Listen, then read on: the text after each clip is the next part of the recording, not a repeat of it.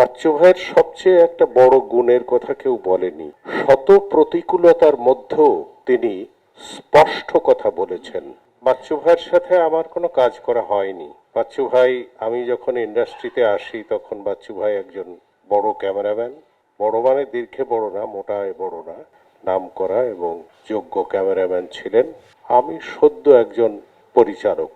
বাচ্চু ভাই সাথে আস্তে আস্তে দেখা সাক্ষাৎ হতে হতে উনি আমাকে খুব ভালো জানতেন। কি নির্মাতা হিসাবে তা জানি না, তবে আমাকে খুব আদর করতেন, স্নেহ করতেন এবং ভালোবাসতেন, এবং আমিও ওনাকে খুব শ্রদ্ধা করতাম। বাচ্চু ভাইয়ের সবচেয়ে একটা বড় গুণের কথা কেউ বলেনি, সেটি হলো শত প্রতিকূলতার মধ্যেও তিনি স্পষ্ট কথা বলেছেন। এই স্পষ্টবাদিতা বোধহয় চলচ্চিত্র থেকে তার বিদায়ে চলে গেল। তিনি সত্য কথা বলতে কখনো লজ্জা বা ভয় বোধ করেননি। তিনি যেখানে যেটা বলার দরকার সেই সত্য কথাটি তিনি বলেছেন, উচ্চারণ করেছেন। এতে অনেকে অসন্তুষ্ট হয়েছেন ওনার উপরে, ঠোঁটকাটা লোক হিসাবে তাকে বলেছে, কিন্তু তিনি তার মত সত্যভাবে প্রকাশ করেছেন। এই জন্যে বাচ্চু ভাইকে ধন্যবাদ, এবং বাচ্চু ভাইয়ের মৃত আত্মার প্রতি যেন আল্লাহ শান্তি দেয়।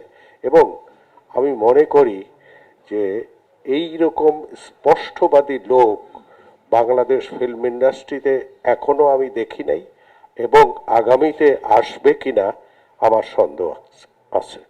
বাচ্চু ভাই আমাদের এইটুকু অনুসরণীয়। আপনারা বাচ্চু ভাইয়ের বিদেহী আত্মার জন্যে দোয়া করবেন, এবং পরিবারের সবাইকে যাতে শোক সহ্য করতে পারে, তার বিদায়ে যে ব্যথা পেয়েছেন সেই ব্যথাটি প্রশমিত হয় তাড়াতাড়ি, সেই ব্যবস্থা করবেন। বাচ্চু ভাইয়ের সাথে সম্পর্ক হলো আমার, তিনি যখন জাদুরবাসী ছবি তৈরি করেন, সেই জাদুরবাসীর মিউজিক ডিরেক্টর ছিলেন আজাদ রহমান, আর আজাদ রহমান ছিলেন আমার সম্বন্ধী।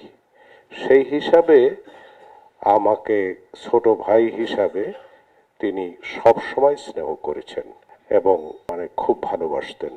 সবাইকে ধন্যবাদ।